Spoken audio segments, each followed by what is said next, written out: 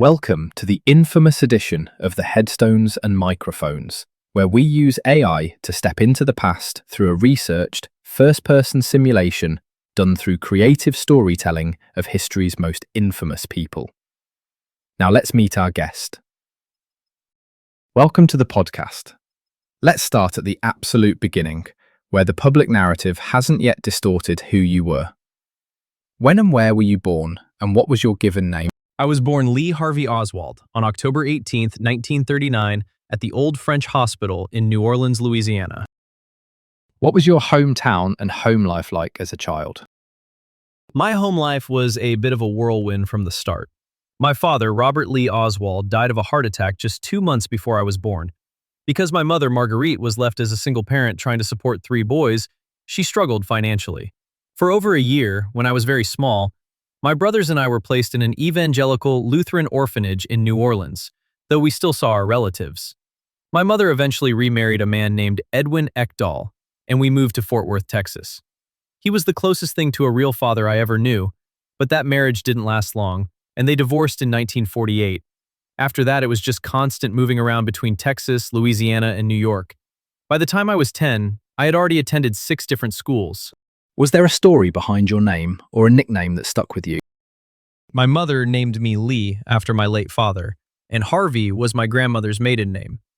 Later on in life, when I was trying to stay under the radar and order firearms through the mail, I used the post office alias Alec J. Heidel. What were you like as a child, and how many years of schooling did you actually attend? I was a withdrawn, quiet kid, and I didn't care much for other children or rules. When we moved to New York City, the kids used to mock my southern accent and my genes, so I just stopped going to school. I skipped 48 out of 64 days at PS 117 in the Bronx. I preferred to stay in bed, listen to the radio, read, or ride the subways all day. I managed to finish the 8th and 9th grades when we returned to New Orleans, and I even started the 10th grade back in Fort Worth, but I quit for good after just a few weeks in October 1956.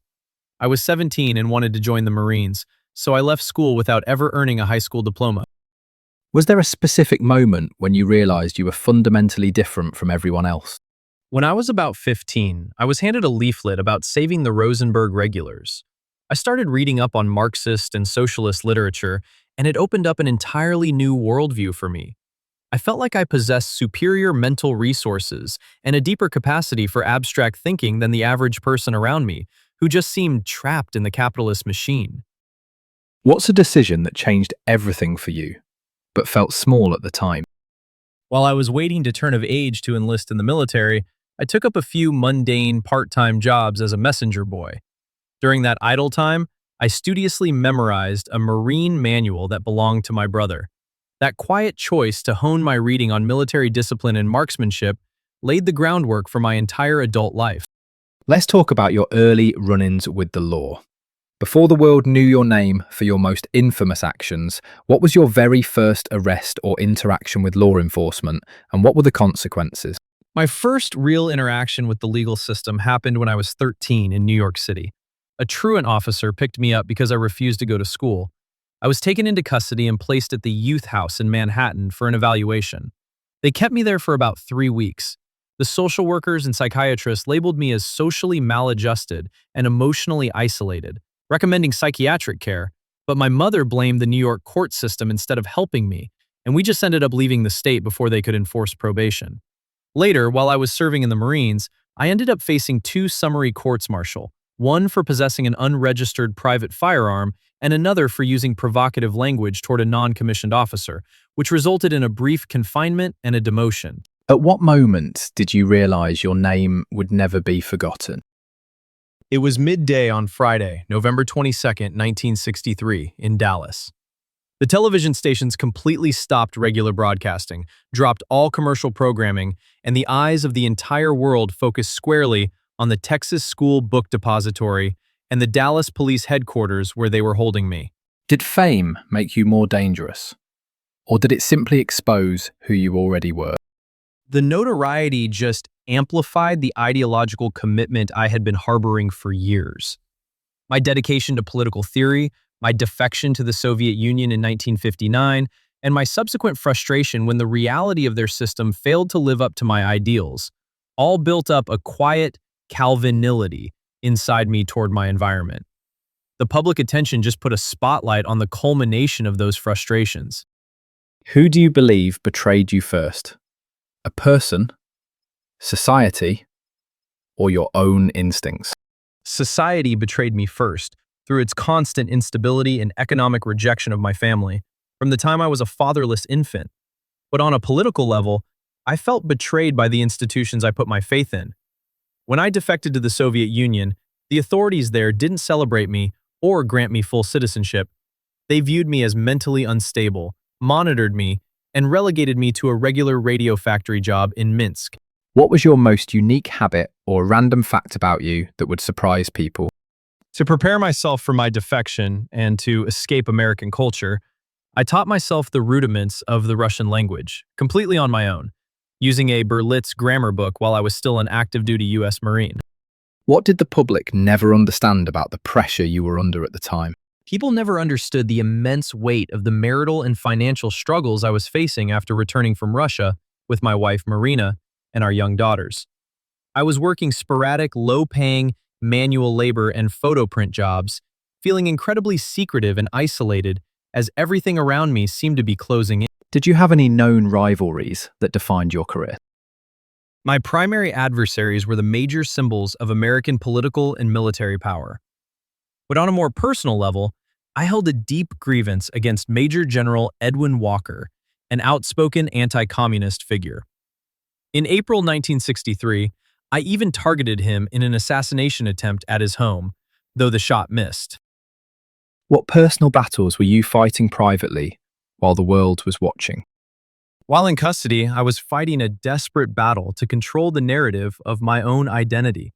I kept insisting to the press and investigators that I was merely a patsy, trying to manage my legal defense while completely cut off from the outside world. What was your darkest moment? And was there ever a time you wanted to walk away from it all? My darkest moment came right after I arrived in Moscow in October 1959. When the Soviet authorities initially told me my application to stay was rejected and that I had to leave the country, I felt utterly hopeless. I slit my wrist in my hotel room and had to be hospitalized. What truth was hardest to escape when you were alone at night? Sitting alone, the hardest truth to face was that no matter where I traveled, whether across the ocean to Minsk or back to Texas, I could never truly escape my own nature, my isolation, or the sense that I was an outsider in every society I touched. When the law finally closed in, how exactly were you brought to justice? Walk me through the final arrest, the charges that ultimately stuck, and the legal outcome of your trials. After the events at Dealey Plaza, I left the Texas Schoolbook Depository and eventually ended up at the Texas Theater in Dallas. The police swamped the theater and arrested me after a physical struggle. They officially charged me with 2 counts of murder with malice, one for the assassination of President John F. Kennedy, and one for the fatal shooting of Dallas police officer J.D. Tippit. However, there was never a legal outcome or a trial. What's the craziest rumor ever told about you? And what part of your story has been exaggerated the most?